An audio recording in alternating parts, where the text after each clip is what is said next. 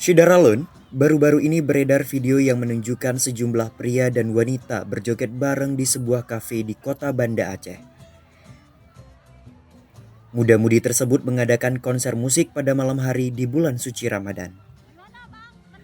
Dalam video yang beredar di media sosial dan grup WhatsApp, tampak sejumlah pria dan wanita yang mengenakan baju hitam berjoget-joget dibarengi alunan musik.